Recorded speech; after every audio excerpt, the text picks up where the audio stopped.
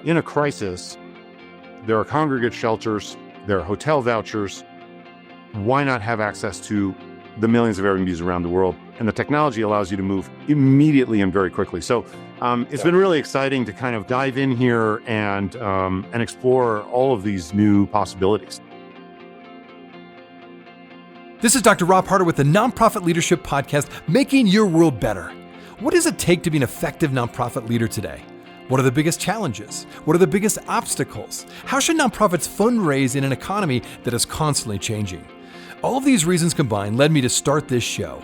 And it's my hope that through this series, people can learn not only what it takes to be an effective nonprofit organization, but to hear from effective leaders who are successfully making a positive impact in their communities. We hope you enjoy the show, as together we hear how they are making their world better. Welcome to the Nonprofit Leadership Podcast with Rob Harter. I'm Lena LaRue, based currently in Mexico, and I'm a listener just like you who cares about the nonprofit world and the people leading it. If you're looking to learn and grow as a nonprofit leader, you're in the right place. Thanks for listening. Now, here's Rob. Welcome back to the show, everybody. My name is Rob Harter. I'm your host for the show, and I'm so glad you're here today. We're talking about Airbnb. Now, before you jump to, there's some great vacation spots, or maybe you're an owner of an Airbnb somewhere, this is a really unique conversation because Airbnb.org is who I'm going to be talking about today. And it's different than your typical for-profit company philanthropic arm or social impact arm. Many of you know, if you've been listening to my show for a while, we've had Google on the show, we've had Microsoft, Amazon. They all have their own social impact arm or foundation, right? But this is different. So Airbnb, what they did was they do have their own social impact arm and philanthropic foundation, I understand, but this Airbnb.org is completely spun off from the corporation as its own entity, a separate 501c3, and they operate completely again independent of the corporation. Now the corporation comes around and pays for all their administration staff and gives them on top of that a very nice donation, very generous donation, but otherwise Airbnb.org operates completely independent. And so it's a different way to tackle this issue of how can a corporation that's done really well and has a great brand name really do good in the world. Well, the leader of Airbnb.org, Christoph Gorder, is on the show, and he's going to talk all about how they're structured, how they're different than these other corporations that have their own philanthropic arm. But the other thing that really stood out to me during this conversation was they have done some really unique things that separate themselves out. For example, now, obviously, they have this incredible access to the technology of Airbnb, the infrastructure, the networking. I think they said there's like 8 million different units that are connected to the Airbnb network. And that's huge, right? Most people do not have that kind of network or that kind of technology already built in. However, they've really maximized all of that and optimized things like how they use that network then to maximize disaster relief. Most of what they're doing right now in their sphere anyway is responding to disasters. And he'll tell you about some of the numbers and who they're responding to. But let me just give you one example because I think most of you remember this in the news. You remember not too long ago, there was those huge Los Angeles wildfires and there was like 200,000 people displaced. Well, they got together and they responded really quickly and they were able to provide housing for nearly 24,000 people. It was done really quickly and done really well, working with existing Airbnb owners. And so that's just one example of how they were able to respond quickly and collaborate with other local NGOs, their 211 network there in Los Angeles. So there's a lot of things that he shares I think are very applicable to you and me who maybe lead organizations that are not at that scale or have access to the technology or the infrastructure scale that Airbnb does, but still can be applied to your organization. So you can respond quicker and more effectively to whatever mission you have as part of your nonprofit organization. So again, my guest today is Christoph Gorder. He is the leader of Airbnb.org. Really interesting conversation. You're going to really enjoy it. And I'm really glad you've tuned in today. Thanks for being here. And now into my interview with Christoph.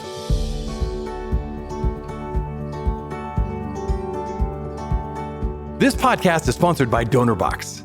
DonorBox, helping you help others with the best donation forms in the business. Well, welcome back to the show. We're so glad you're here. We've got a special guest. Christoph Gorder from Airbnb.org is here to talk all about this really unique organization. And I'm going to give you a little bit more background of why it's unique, because if you've been listening to my show for quite a while, we've had Amazon, we've had Google, we've had a lot of large corporations that you know their name, you know their brand, and they have what's called typically a foundation or social impact arm. Well, this is a little different. And Christoph's going to tell us a little bit more about that. But I always like to start, Christoph, to give my guests an opportunity to share just a bit about their story, a little bit of background, what drives you, what's your mission all about, how did you get involved with Airbnb.org?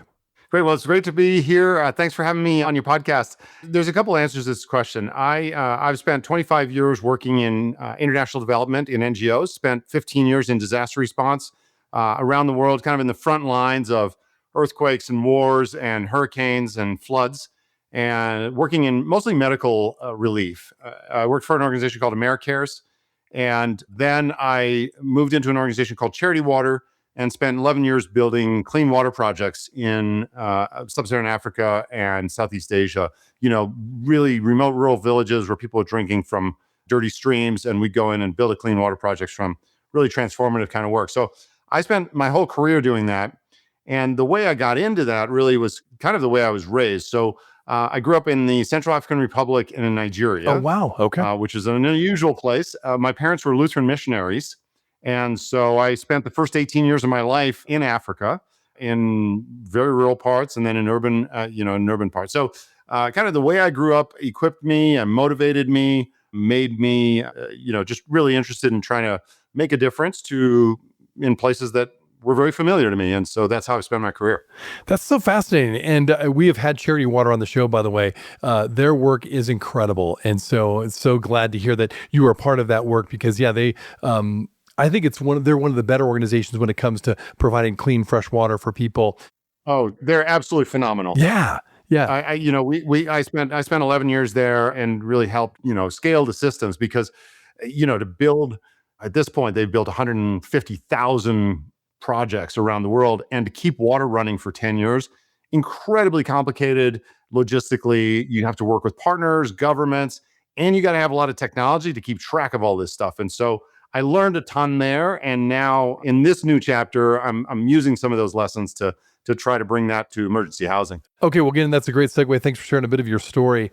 Yeah, so like I said at the outset, Airbnb.org is not your typical corporate philanthropy arm or foundation. So maybe give a little bit of background of how this, I think you called it a platypus, something very unique. Talk about what is it, how is it structured? How did it kind of emerge out of the company? And what kind of work are you all about? What's your mission all about? So Airbnb.org is really unique. And I don't actually know of any other example that's really like this. So it is an independent 501c3 charity with an independent board. And it was founded about 5 years ago. The backstory on it was when Airbnb was still a pretty young company, in 2012, Hurricane Sandy hit New York City, and there were tens of thousands of people displaced in New York City. And one of the Airbnb hosts said, "Gee, I have a place, I can open it up and host people, like if people need a place to stay." And that was kind of the origin, the spark of an idea. And very quickly, like over 1,000 hosts in New York City opened up their homes and housed victims or survivors of Hurricane Sandy. And that idea sort of like kept emerging when there were big crises around the world over the course of, the next 10, 15 years or so. In about 2020, the company, this really started getting some traction. And there was a feeling inside the company from the founders that they could really make this a lot bigger. And so they said, great, let's try it. So they created Airbnb.org. And it's a really unique relationship because we are independent and Airbnb still has their own corporate social responsibility arm, which does all of the things you would expect a company like that to do.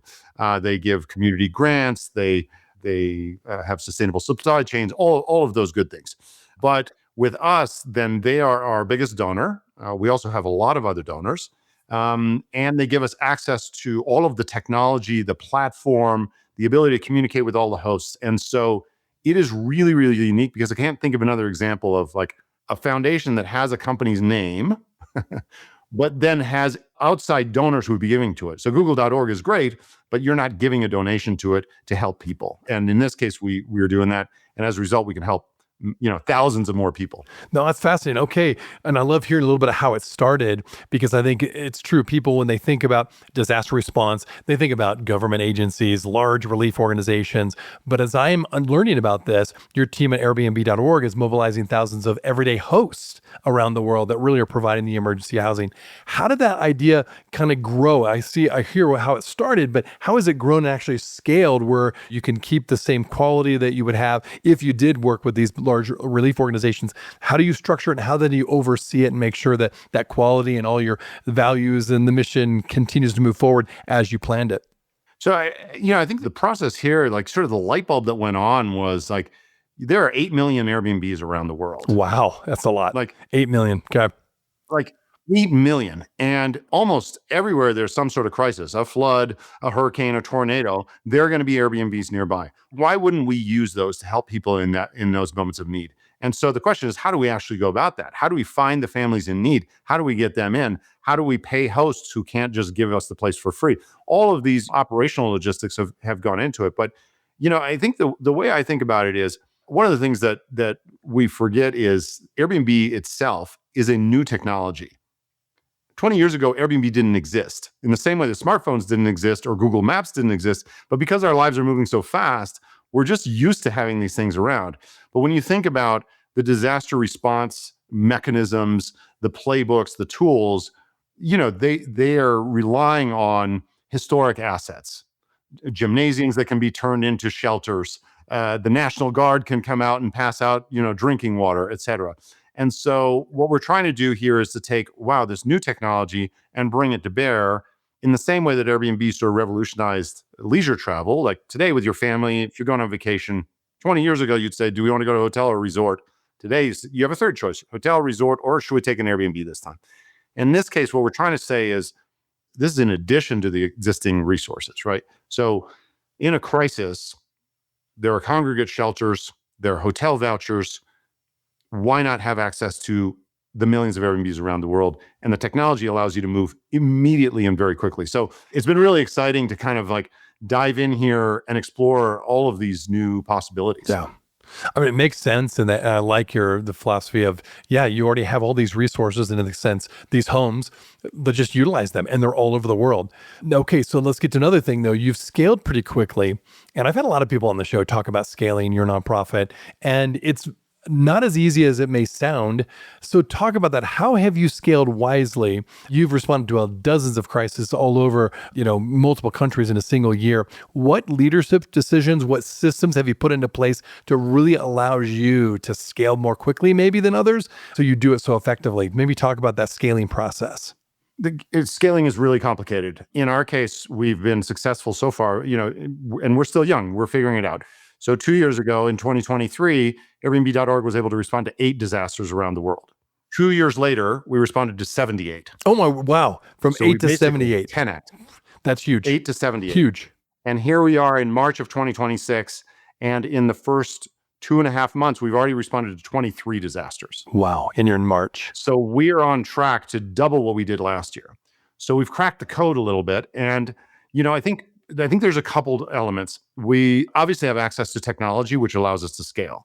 And so building an organization on technology stack like Airbnb, which involves huge investment over the course of the last 20 years of all of their systems, of the mobile app, which works with the payment systems, with the trust and safety systems, with the identity verification, all of that is sort of shake and bake for us, and we can go. So we're leveraging a technology which allows us to work at scale. I think from a programmatic point of view, though, the lesson that I've learned over the past 25 years of working in nonprofits has been really to focus. And I think a lot of nonprofits, when you start seeing the world through a lens of what are the needs out there and what can I do to help, the needs can be overwhelming, right? You go into a community and there are needs in every sector: education, gender equity, like technology, infrastructure, like whatever you are interested in, there's a charitable outlet for you. And so what happens is, I think, a lot of organizations spread themselves very thin. And instead of really mastering something really, really good and just going for that. And that requires some really hard choices. And so it's this trade-off between standardization and the flexibility that you need to continue to have so you meet the actual needs where they are, because it's not like we aren't robots. So you've got to have this right blend. And if you get that right blend, then you can scale, but you do have to make hard trade-offs sometimes. Well, and I want to dive a little bit into that because obviously you do have that incredible infrastructure from Airbnb. Do you utilize AI, for example, in any of your scaling systems? Yeah, I mean, I think AI is just it's become a daily part of everything that we do. So I use AI personally all day, every day. I wrote a program plan the other day for us to work with big cities. And I wrote in a half hour, I had a concept in my head. And in a half hour with ChatGPT, I was able to do something that would probably taken me 5 years ago, it would have taken us a month, right? Like we would have sat down with a program staff, like, hey, I've got this concept. Let's go build a three-legged stool of Airbnb.org, the mayor's office or city government, and the local community foundation to help us fund all of it. And let's get together as a partnership and let's build this as a package, and we can take it to cities around the world and just say, like, when you have people who are displaced by a house fire or by a gas leak or by a flood, like, we are all ready to go. We've got a little bit of funding. We've got your city emergency services, and you've got us and the technology and the platform. So we can package this up and take it to hundreds of cities. I literally would have spent a month on it, building it, and I did it in a half hour in one morning, going back and forth. And what I had at the end of that was an executive summary, a summary for city government, a summary for funders, and an operating plan. And it's not ready to go, but it's like 90% of the way there. And so, like programmatically, I think I use it every day. We do build a lot of technology ourselves on top of the Airbnb stack, and coding has just become transformed, right? Like engineers are much less likely to be actually writing code line by line than using AI to build the code and use the prompts. So it is really speeding things up for us. Well, it's so interesting that you confirm what we've talked about again with different guests on the show. When it comes to AI, one of the real benefits of AI, when you think about the good benefits that AI brings to all organizations, but certainly nonprofit organizations, is scaling quickly and being able to do exactly the things you're talking about, being able to do things in just much less time. Within the idea is the things where you have high face-to-face, high relational interaction, you have more time for that. Because the things that maybe were taking a month, now you cut it down to 30 minutes, you said, or a half a day even. Like, you've got a lot more time now to interact with donors, volunteers, your team, your staff. So fascinating that you've already seen that really help you be more efficient. Yeah, and I mean, I think it's just going to accelerate. I think 2 years from now, we're going to be like, it's going to.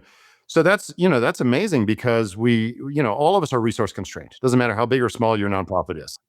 On my previous job, we had Charity Water is a $100 million organization.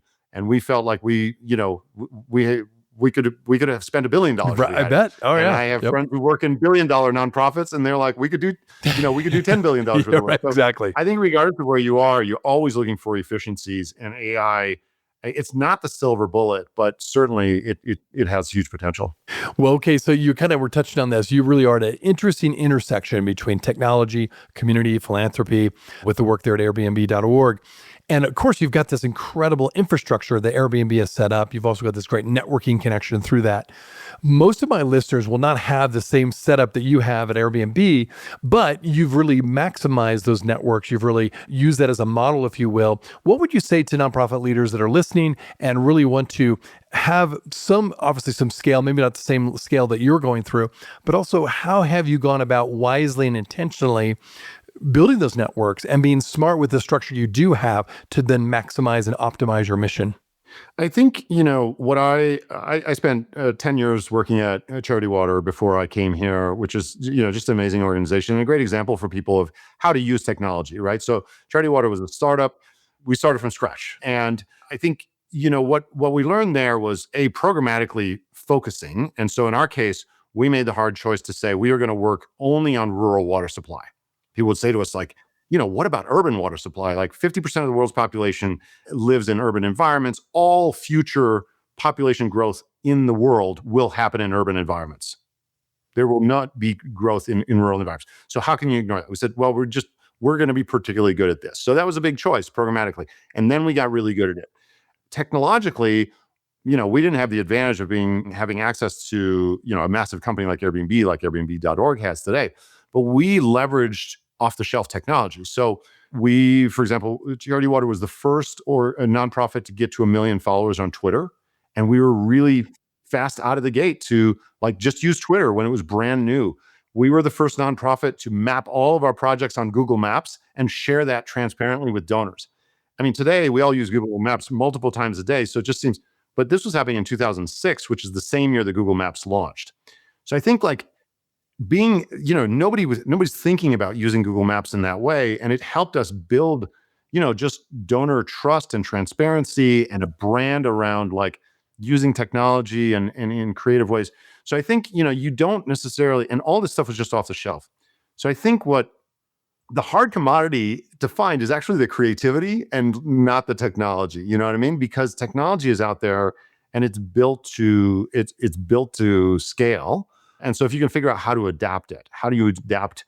You and I don't need to build AI, like ChatGPT handles that.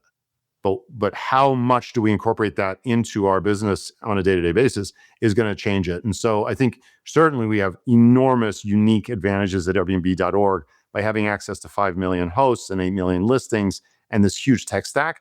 But I think for everybody else, there's enormous space out there to use technology. Yeah, no, good to know. Well, related to that, you are known at Airbnb.org for speed, the ability to respond quickly. Often I've read that you can mobilize emergency housing within hours of a disaster, which is pretty impressive.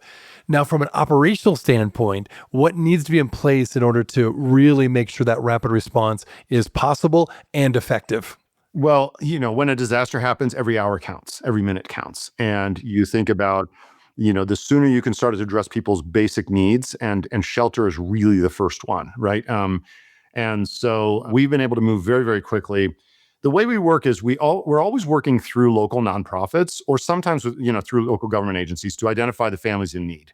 And that way, we're already working with an organization that's embedded in the community, that speaks the language, that has the trust of the community. I mean, we work globally, right? So we're responding in Malaysia and Greece and Spain and Brazil. And so our ability is really supercharged by our relationships with our local nonprofit partners. And so by having them ready to go and ready to respond, we can move very, very quickly.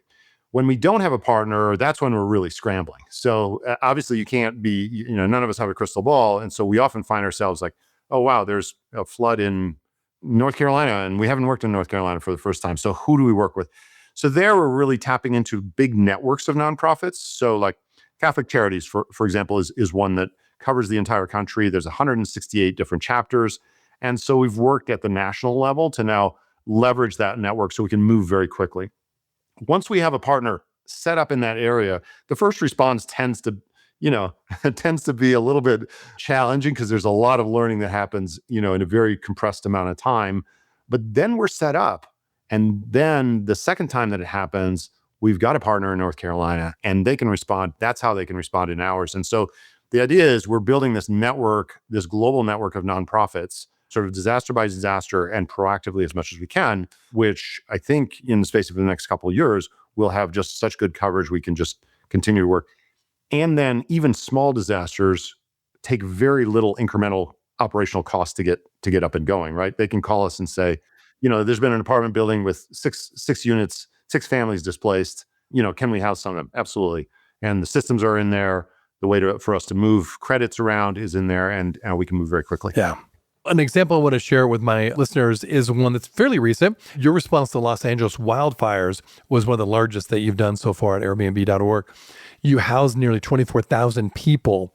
And so for my listeners to just give a scale and a sense of how you went about doing that, I'm curious, what would you say are some of the biggest lessons that you learned from that effort? Because I think a lot of people saw the fires, they heard about it, but I don't think most people understood, how were all those people housed? How did they get in contact with the right person and get placed in the right place, in the right house or, a temporary home?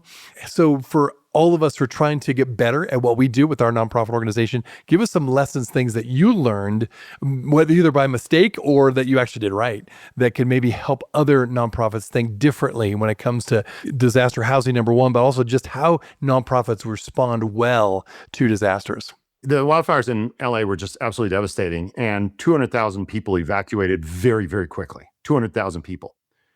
And the thing about that is, for those of us old enough to remember Hurricane Katrina, you did not have a Superdome situation there. If you remember Hurricane Katrina, there were thousands and thousands of people stuck in the Superdome there in that stadium, and they couldn't get them help for a couple of days. It was a horrific situation. That was just 15 years ago. And here you had 200,000 people evacuate, and you would imagine in that situation you would have had tens of thousands, or definitely thousands of people stuck in shelters, right? Who didn't have any place else to go. And at its peak, according to FEMA, there were only 700 people in the shelter system in LA. 700 out of 200,000. And many of those were unhoused people who came in off the street because the shelters were open. Got it. That's because we were able and we were in a position, we had the resources to be able to mobilize very quickly and house everybody that needed housing. So the stays were free. The average stay was about 12 days, but some of them were shorter and a lot of them were longer. Because with a wildfire, within a week or so, it's mostly under control and most people can go back to their homes. Obviously, many people lost their homes, so they had longer stays. We had a partnership with an organization called 211 LA, which is a call center, a free call center. Like you dial 911 for emergencies, you dial 211 for social services. So you could dial that, anywhere in the country, and you get a call center and they say, what do you need? And they have a database of all social services from governments and nonprofits in your area, and they help you navigate that. So we plugged into that. So we had this huge call center. The demand was overwhelming. And then they were doing a quick intake. They'd give us their name and email address, and then we'd look them up in the Airbnb system to see if they had an Airbnb account. And we would then just drop in Airbnb credits into that account. If they didn't have an account, we would email them and say, here's how to set up an account. As soon as you set up an account, we'll drop the credits in. So if you had a family of 4, based on the average nightly price in Los Angeles, and at the beginning, we were giving about a week's worth of stay, we would put about $1,400, $1,300 of credit into your Airbnb account. And then you book whatever Airbnb you want, which all of a sudden gives you've lost complete control of your life. You've fled your home, your neighborhood is in flames, and now you have a little bit of control and you can pick where you want to go. And so what we see is people evacuate with their pets. Obviously, you can't stay in a shelter. It's hard to find a hotel. The hotels filled up right away. So what happened was people want to stay close to their communities. There's Airbnbs in all of those communities, and Altadena, Pasadena. And so when we looked at the data science afterwards, and we looked at where people stayed, the people from the Palisades fire stayed further west, and the people who evacuated from the Eaton fire stayed further east, like near their communities, near their kids' schools, near their jobs, and all this stuff. So it was really incredible, and they got to choose. Like, we didn't choose for them. And so, with those credits, then if you picked a really expensive place, then you might get less than 7 nights. If you picked a really cheap place, you might get 14 nights or 20, so giving you the flexibility and the agency to be able to do that is kind of the holy grail in disaster response, right? It's like, how do you, I think about the other example I think about here is like World Central Kitchen, right? Like the old way of feeding people was the soup kitchen, right? You all line up and there's a big pot of soup and you get it. What Chef Jose Andres has done is amazing. Like, he's taking existing infrastructure, restaurants, and he's like, you people deserve like good restaurant food. Let's cook you guys some good food. And let's help the restaurants who are suffering because nobody's eating in their restaurants. Let's get the chefs to get good food. And that's the same core idea here is the Airbnbs are there. The hosts are ready to help out. Let's use that. Let's get you into a much better situation and give you some choice. So it is satisfying to be able to meet a need in a new way. We'll be right back. Are you looking for an easy and effective way to boost your nonprofit's donations? Well, look no further than DonorBox, the online fundraising platform that streamlines your fundraising efforts, maximizes donations, and simplifies giving for your supporters. With DonorBox, you can create beautiful donation forms, accept digital wallet payments, track donations, and send auto receipts. And the best part? There are no setup or monthly fees and no long-term contracts required. So what are you waiting for? Visit donorbox.org today to get started. That is www.donorbox.org. Curious about just the practicality of it. So it sounds like people, I love, by the way, the empowerment side. I thought that was really a powerful way that you've been able to do that. So when it comes to the host side, so if you're an Airbnb owner and you're listening, it sounds like you just paid the owner basically to allow them to use their space so that they had the whatever 7 days, 14 days paid for by Airbnb.org. Is that correct? So absolutely. And that's the way we're able to move really quickly because hosts are very generous and many hosts give us discounts. And we ask hosts to give us discounts. So when we make the booking, the request to the host says, hey, this is not a vacation stay. This is an Airbnb.org stay. There's somebody coming in crisis. Airbnb as a company, waives or removes any platform fees that they have. So we have a discount off the top. Then we're asking the host to discount. Many of the hosts are very generous. And so the hosts are real partners. I think, we find hosts participate in our program in three ways. They give discounts to our stays. Many hosts also sign up to give a portion of their proceeds to us as a donation. So when they get their monthly payout, you can go into your payments function and you can give 1% or 2% or whatever you want that comes to Airbnb.org as a donation. We use 100% of that to house people and pay other hosts. So you may not be in a position where there are disaster victims around you, but using your contributions, I can pay another host for it. And then the third thing for hosts who can't necessarily participate financially, what we find is they go above and beyond for our guests. They're like driving around town to get like baby clothes for, evacuees. They're giving them gift cards to local restaurants. They're bringing flowers by. They're cooking for them. So, the ethos of Airbnb of like, you are in my home. This is different than a hotel. I think, what we're tapping into is just an existing human desire to help your neighbors in times of need. And what we've been able to do is to scale that by using technology and this amazing platform. So the idea is not new. It's just we're able to scale it in a way that wasn't possible before. There's so much in there. I loved the idea they're kind of tapping into.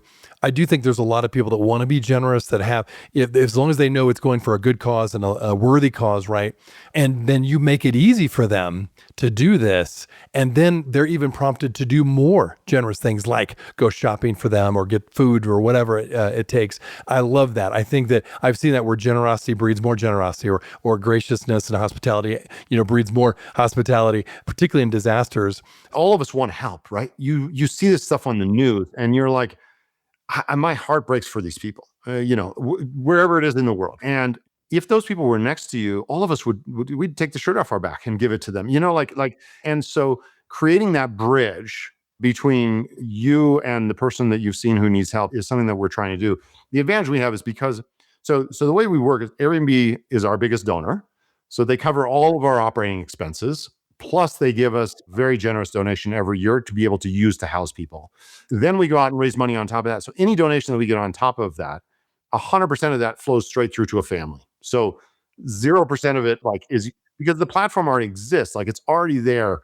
And so as generous as Airbnb is, there's always one more family that could be helped if we get one more person in to help us. And it costs us about $110 on average globally to house one family for a night, give them a safe place to stay. So it's really concrete. It's very, very direct. I love that Airbnb takes care of all the staff and all of the infrastructure, if you will, of the organization itself. That's nice. So you can turn around and say, hey, when you give person on the street or foundation, it goes straight to people that we're helping. I think that's I know Charity Water does that as well. And I think that's a unique way to do fundraising. I think, working with many generous donors over my career, I think the primary question is people just want to understand where their money's going. Like, what is the impact that I'm having, right? And overhead is a necessary part of any organization. You've got to run it, you've got to administer it, but it's confusing, right? It's hard to explain. And so I think the great, the great asset that we had at Charity Water was we had some amazing donors that were ready to fund all of the administration so that we could just keep the narrative really simple. 100% go straight through to give somebody clean water. And here in this case, Airbnb is doing the same thing. And so, that way we can just make it really simple for people. Yeah. I love that. No, simplicity is fantastic. Okay, one of the things you also talked about was is collaboration, and that's so important. I think for nonprofits, I think it's across the board. We should be more collaborative as a whole, whether it be companies or nonprofits, government, even. But you've definitely have done that really well, and I think it's part of why you're successful. As you already mentioned, a couple of things. You work with governments, other NGOs, local organizations like the 211 Network. What have you learned about building those partnerships? Is there anything else you'd like to teach, or not teach, but just kind of pass on to my listeners? Of here's the things you've learned and here's why doing that kind of more collaborative approach has really not just helped you out, but actually exponentially helped the people that you're trying to help in the first place. There's a couple ways to answer that question. I mean, I think there's so many other people out there who are so good at what they're doing, way better than me. And I read a book recently. It's like a management book. It's called Who, Not How. And it's a great book. I mean, that's the whole idea. You can read it pretty quickly, but essentially many of us tackle problems of like, how am I going to do this? How am I going to house 25 to 4,000 people? I got to sit down and come up with a plan. Then I'm going to have to run really hard and I'm going to have to make a lot of phone calls. And this invites you to think about things differently. Say, who can help me with this? And you can think about that in your management style. You can think about it in your home life. Think about the things that you have difficulty with. There are other people who love doing it, who are really good at it. And so I think if you look at the world like that and you take an abundance mindset of like, I don't have to do it all myself. There are other people who let's share and collaborate. It really opens up all these possibilities. I mean, in our case, we are a partnership-based organization. We help people through partners. I tell my team, we exist to empower all of these amazing nonprofits that are out there on the ground. So through them, we're going to help other people and help other people fast. But really, they're the ones on the front lines doing the heavy lifting. So never forget, like, we are not the hero. We are the servant of all of these other nonprofits out there. And I think that mindset of like, how do I be in greater service to you as a partner has really fueled us. Ultimately, I think people shortchange themselves when they don't think about who out there can help them and who can they collaborate with. So it's the way we've scaled too. Technology has helped, but there's no way we could have scaled like this without tapping into hundreds of organizations that have already been there and are so expert. That I don't know anything about working in Brazil, but we're working really effectively in Brazil because we've got all these great partners out there. No, I always have a believed in collaboration has a power that goes beyond just you and one organization, but it really has this exponential effect. You certainly are doing that really well. And so I love that you're kind of doubling down on that because I think it's so important. And I don't know why every nonprofit just really should strive to collaborate as much as possible, even when there are barriers and it's difficult. Okay, so another thing, as I think about you and you've scaled this organization quickly, you're growing, and it sounds like you're going to maybe double what you did last year in terms of how much you're able to respond. Where do you see Airbnb.org in 5 years? And maybe along those lines, is there some things that you would like to see on the broader scale when it comes to the nonprofit sector as a whole, when it comes to responding to disasters? What would you say about both of those things? So in the first one, I think, what we're trying to do is to do what Airbnb did for the leisure travel sector of just creating a whole new category. We're trying to bring that to the social sector. And so we've started with disasters, and that is working really well. And what we learned over the course of the last year is that there's also many other needs outside of disasters for temporary emergency housing. And so at the end of last year, we launched a program to help low-income families who have to travel for medical treatment and need to stay. So you have to go get medical treatment at a specialized cancer hospital someplace. Housing is a huge logistical, financial, emotional stressor in a time that's very difficult. And, we were, again, thinking about these 8 million listings, 8 million Airbnbs around the world. We don't have to just wait for the hurricane or the tornado. They can help every day. And so we now have 45 partners across 9 countries helping kids getting open heart surgery and people getting cancer treatment and transplants. And it's just taking off. It's amazing. And we will now move into additional causes. So, the other one we get asked for about a lot is domestic violence, where there is a huge need for emergency temporary housing. Obviously, it's really complicated it has a lot more complications from a safety point of view for hosts and guests. And so we're evaluating that to figure it out. But you start to think about like all of those kinds of needs out there for temporary housing. I think there's even a world beyond crisis housing. You think about your kid's sports team who's got to travel to a tournament, and there's a family that it's really difficult for them to pay for the hotel on the other side, Like, is there a way for us to get together and help that? Low-income kids going to visit colleges for the first time. Like, you could make this really, really big. And so I think it'll be based a little bit on how we how successful we are in fundraising and creating, inviting a community of donors to come and help us scale this thing. So I think that's the first mountain we're going to try to climb, is to be sort of the go-to for temporary emergency housing for the social sector. Big world, and I think there's a lot to do for it. I think there's a mountain that's even bigger than that, which is like, once we've gotten that down, we can start to provide other forms of value to the people that we are helping. We can give them a voucher for Uber. We can give them an Instacart credit. We can give them a voucher for dog food. We can give them assets for emotional support. So you start to think about the digital wallet that we could create for them, because I've talked to a lot of companies who want to help out in disasters, but can't logistically do it. Like, what do? We send a pallet of dog food, to the pet shelter in LA. Like, who knows how that's going to work out? It's really complicated.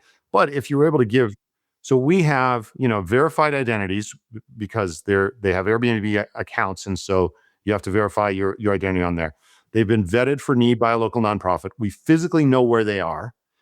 And we've got these rails to be able to provide forms of digital value to them, which currently we're providing digital value in the forms of Airbnb credits.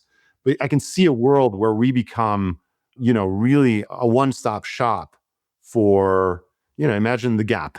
They want to help donate some clothes.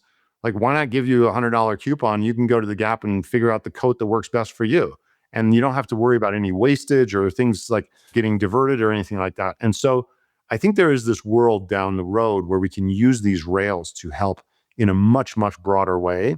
Obviously, we got a long ways to go. So maybe in 5 years, maybe not in 5 years. So, that's the vision I have for this. Is technology is an amazing thing, and being able to use it for the good of humanity is just, it gets me excited in the morning to get up and try to tackle all those challenges. Yeah.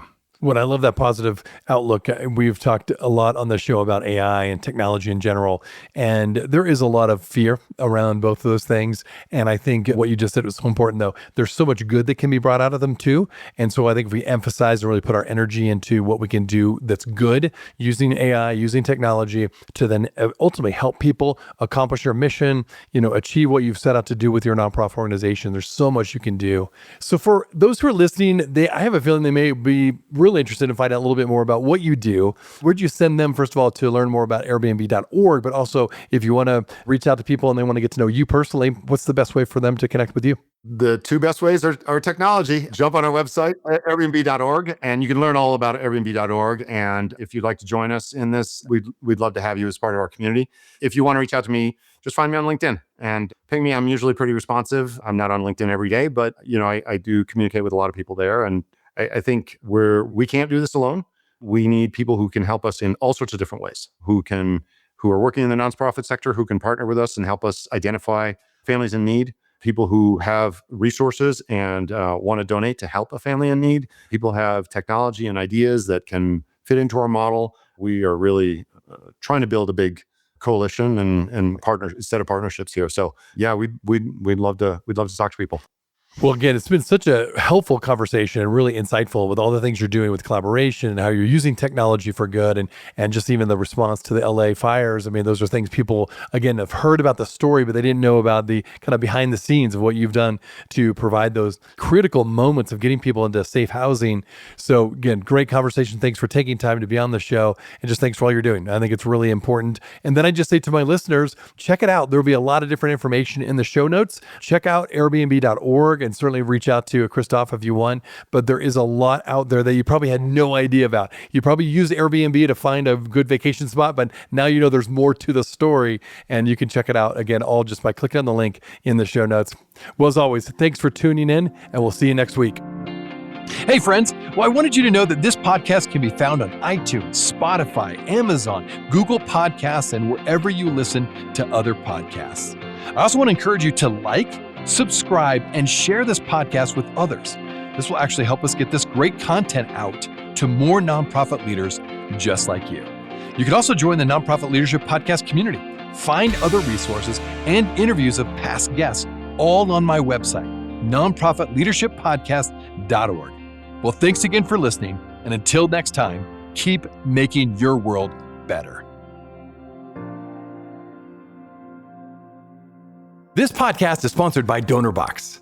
DonorBox, helping you help others with the best donation forms in the business.